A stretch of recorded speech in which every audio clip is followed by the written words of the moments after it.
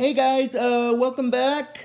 This is History of Power Rangers Season 2, Episode 53 of my show, but this is about Episode 51 of Season 2. But before I start talking about it, since the video I'm talking about it is about Episode 51, that means we got, after this video, we just got one more video left, so this is the second last video for this season. I just thought I'd get that out of the way before I actually continued, so, anyway, getting back into it, this is History of Power Rangers Season 2, Episode 53 of my show, but this is about Episode 51 of Season 2. And Episode 51 in the original Power Rangers second season is part 2 in the Wild West Rangers 2-part episode. Now, if you guys remember, at the end of the first part, basically what happened was Goldar and the Putties, as well as the Needle Nose Monster, had just shown up in Angel Grove's past. Because they had just escaped through the time hole that had opened up at the youth center in the previous video I talked about. Anyway, so they're causing havoc right now, and then basically, at the moment, basically what happens is the only one who has any Ranger powers in that timeline is Kimberly, so she basically morphs to her Ranger form in order to deal with Goldar and the Needle Nose Monster. But afterwards, and the ancestors of her friends are basically having to deal with them separately without having any Ranger powers, and then basically, what happens is, Goldar is saying that she can't defeat them on her own, and basically, after what basically happens is, after fighting the Needle Nose Monster a bit, basically, what happens is,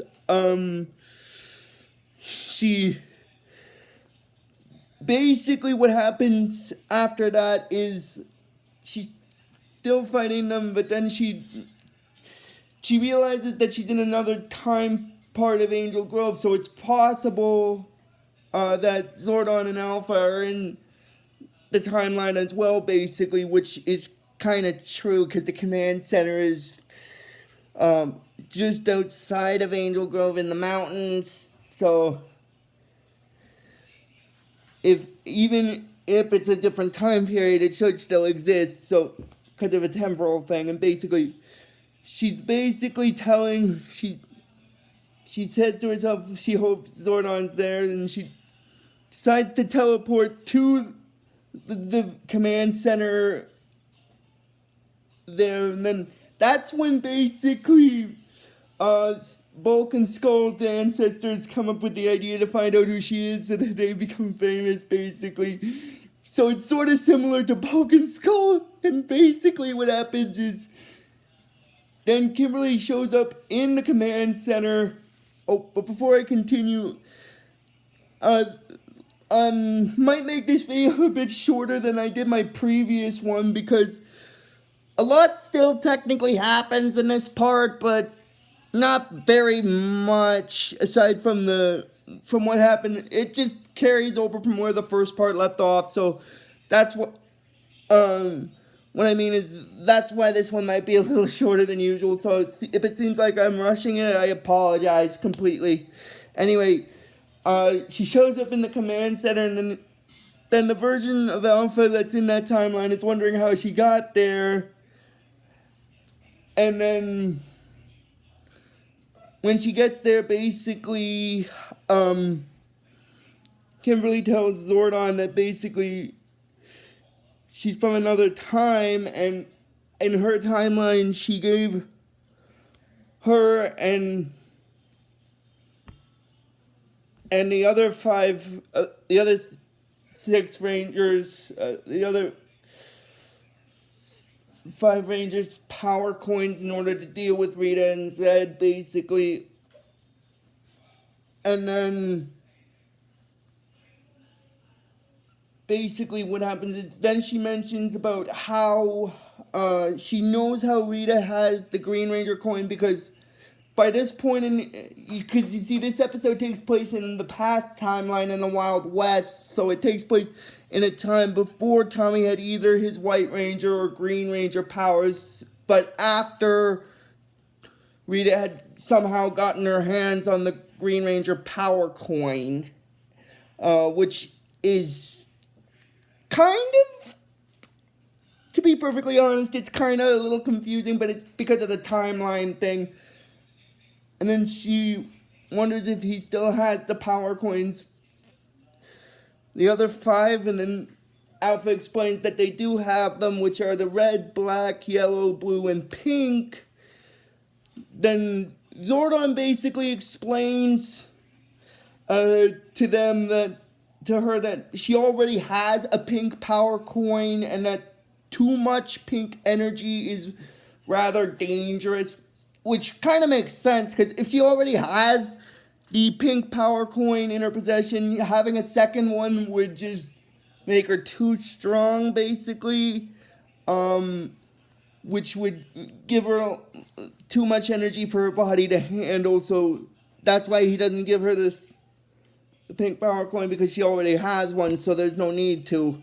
But then Kimberly tells him that basically she still needs to stop Rita and Zed in the past timeline, and she figures she knows who can help. So she goes with the other four power coins, in this case the red, black, blue, and yellow power coins, to the versions of her friends that are her ancestors in the past. And then basically, by this point, her friends in the original timeline are, well, first the ancestors of her friends are saying, one of them asks if those monsters really are from the future, and she said there is, and then she shows them the power coins, basically, and then basically what happens is after that, they don't know if they can handle the power, and then after that, basically what happens is she explains to the ancestors of her friends that she was the same way when she got her power coin, and that she tells them that they're the only ones who are able to send those monsters back to their timeline in order to prevent them and stuff, to stop them, basically. So she gives them the four of them their own, the five of them their own, the four of them their own power coins, because by this point, as I said before, Rita still has the, because this episode takes place in the past timeline before Tommy had gotten, in the original dimension, in the original timeline, had gotten his hands on the White Ranger powers, so the Green Ranger coin is inoperable. But the other five are still operable, basically. But as I said, because she already has a pink power coin, she decides to take those four remaining power coins to the ancestor versions of her friends to give them to help her bring those monsters back to her timeline for the Rangers to deal with.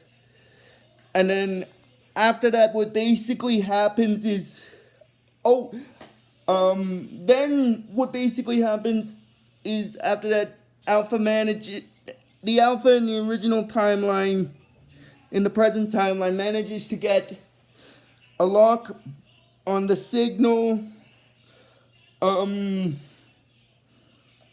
where Kimberly is, where the time hole brought her to, and then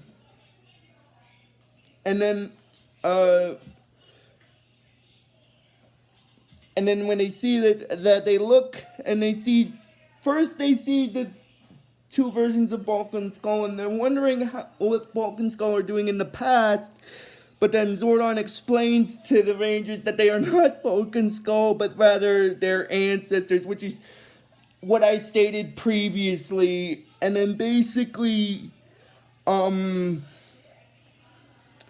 what happens is, this is gonna sound kind of funny, but what One-Eyed Bulk and Doc Skullovish do in this episode to find the identity of the Pink Ranger is sort of similar to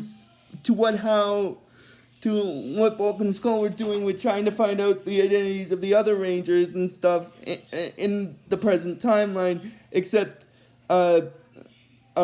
since it took place in the past in the Wild West, a lot of the technology that's used in the present timeline in the episode isn't operable. So they use this thing called the divining rod, and then basically One-Eyed Bulk is telling Doc Skullovish that they can use this divining rod to find people, but then Doc says that basically you use a divining rod to find water and not people. And this is the part that gets kind of funny, because One-Eyed Bulk says that basically people are about 90% water, which is technically true because there's a lot of fluids already in the human body, and so because of the fluids, they're technically, partially, they have water in them, so a divining rod in this case would help in finding them, basically. And then he uses the divining rod, and then One-Eyed Bulk uses the divining rod, but after he uses it, he ends up in getting into this water drop, and then Adam says that he doesn't believe it. Even Bulk and Skull's ancestors tried to find out who they were. And then when they see Kimberly back with the power coins and with the versions of them that are their ancestors, they're wondering who they are. And then Zordon explains to them that that the teenagers that they see on the viewing globe are their ancestors, the first ones to don the power coins. I think because he said that is because of the whole timeline thing. Anyway, after that, basically what happens is Kimberly and the ancestors of her friends go back to the version of Angel Grove in the Wild West to deal with Goldar and the putties, and then they see that Goldar and the putties and the needle-nosed monster aren't around, and then basically William explains that maybe Goldar and those other monsters basically they got away or something. But then Kimberly explains to William that basically Goldar never gives up that easily, and then after that they see them in the putties, and this is the funny part, but since they're in the Wild West, the Z-Putties in this episode have costumes that are similar to, oh my god, they're similar to cowboy stuff, which is kind of funny. And then Kimberly tells them it's time, and then they're wondering about time for what, and then she says morphin' time, and then basically they morph to the Ranger form. Now, unlike the previous set of episodes where they morph, the ancestors don't do the little morph segments, but they automatically have it regardless. I think that was mainly because they didn't want to, I don't know precisely, I think it might have just been to cut down on time anyway. But anyway, continuing on with what I was saying, after that they deal with the putties, and then William said that even though he's opposed to fisticuffs, he will defend himself. And then then they're dealing with the putties, and then after that, after they deal with the putties, Kimberly tells them that basically, okay guys, before I continue, I just want to mention something. When they were fighting the putties, basically, and Abraham, I can't remember if it was Abraham or Rocko, but one of them got upset by the putties having them scuff up their boots, basically. I can't precisely remember which one, but it was one of them. And after they defeat the putties, basically, Kimberly tells them that, okay, guys, there's, and then she says in a Western thing, like, there's the varmint. Oh, because, because they're in the Wild West, so basically varmint is like the enemy sort of thing. But when the needle-nosed monster hears that, he's like, varmint, I'm a plant, don't you guys know anything? Oh my god, that's hilarious. I'm sorry, but that's just so hilarious. And then they start fighting the needle-nosed monster. And then after that, they get put down by it. And then basically what happens is, Goldar tells Kimberly, like, well, Miss Kimmy, your pathetic Power Ranger imposters couldn't fight tooth decay, much less a monster. And then basically, after that, they basically decide to have one last final showdown kind of thing. Like, because it's in the Wild West. And then basically, after they deal with, after they failed to defeat the needle-nosed monster this time, they don't really retreat, but sort of, well, actually, they kind of retreat, but then they have them cornered, basically, and they fight the needle-nose, and then after that, basically, what happens is, it goes into a segment in the episode where they do a little, like, standoff kind of thing, where, basically what happens is, Goldar's like, this is the end of the line, Miss Kimmy. The Power Rangers will be destroyed in the past. And then he's like, when I count to 3, draw. So they do it like a Wild West kind of standoff kind of thing. Oh my god, that's kind of hilarious. I'm sorry. That's just so hilarious. And then they manage to basically destroy the needle-nosed monster and send, well, not really destroy it, but send both the needle-nosed monster and Goldar back into the present timeline where the Rangers of that timeline defeated. And then basically after that, Zed and Rita get upset that they failed to basically destroy the Rangers in the past, to erase the originals from existing. And then after that, Kimberly manages to get back through the time hole to her time. And then her friends in the present timeline are happy to see her. And then basically, after that, what basically happens is the ancestors of the other 4 Rangers that helped Kimberly put the needle-nosed monster back into the original timeline. They're saying that they're happy that they were able to fight those monsters and get from the future and get them back into their timeline for their descendants to deal with. But they must admit that it was fun being Rangers and stuff, and they were saying about some other things about it. And then basically what happens is that wherever she is, she's doing fine. And then basically with their descendants fighting those monsters and stuff. And then basically after that, the white stranger rides off on his horse and he's like to the Pink Ranger. And that's basically where this episode stops. So if you guys like this video when I post it, I'm probably going to post this later, like after supper. So if you guys like this video when I post it, just please give this video the real best you guys can, and I will see you guys next time for the final video for this season. So until then, guys, like I always tell you with this series, may the power protect you always.